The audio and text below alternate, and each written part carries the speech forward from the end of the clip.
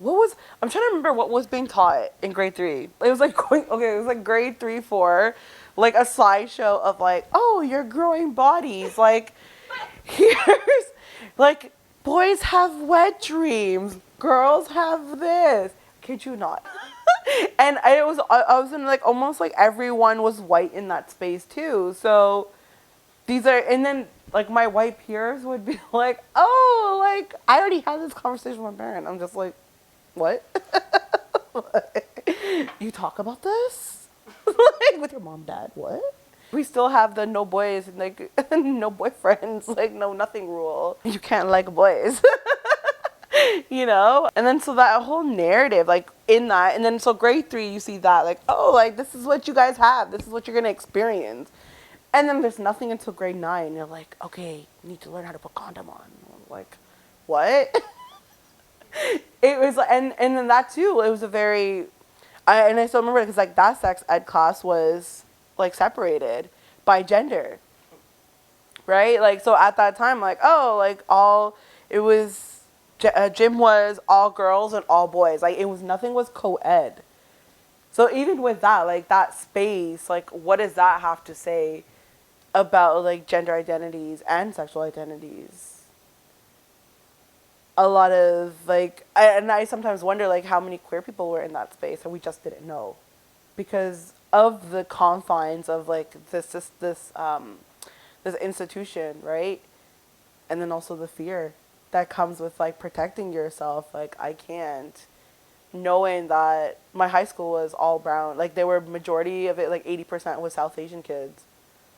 So with that too, and unfortunately, the South Asian community holds a lot of like transphobic, homophobic, just like anti-queer rhetoric. So with that too, like now, I think about it now, like in that time, ninth grader me was just like, what is this? Grade 3 to grade 9, like, this is a very, like the weirdest, like, here's a condom, here's a banana. Like, there's so much, I think there's so many different ways you could go about that. And then, like, even the teacher was like a white woman. Yeah.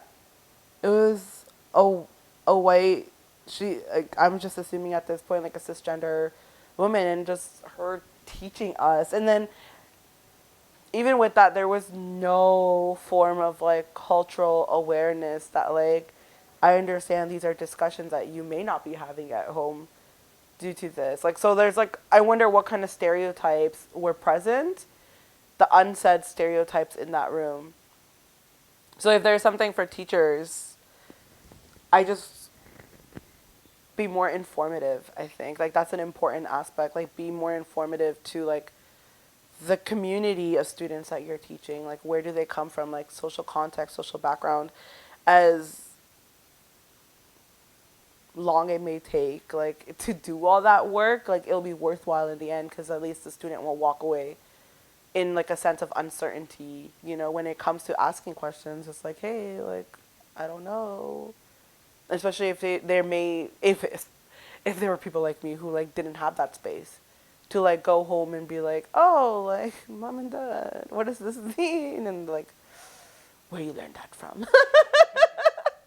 Right? So I think that's because like teachers after after family, I think teachers were like the next people I'd go to in terms of like learning things, whether it's ideologies or these discourses, but just learning in general about ourselves, about the world. Teachers were the next people. So I think there's some form of way that they need to like inform their own pedagogical practices. Like, let's actually think about, if we're going to teach sex ed, let's think about social context. Like, what does it mean? If we're constantly, like, allowing these stereotypes to live in our head, then they're going to come and be transferred in one way or another. So I kind of wonder, yeah, like, I wish my teacher had done a better job, clearly.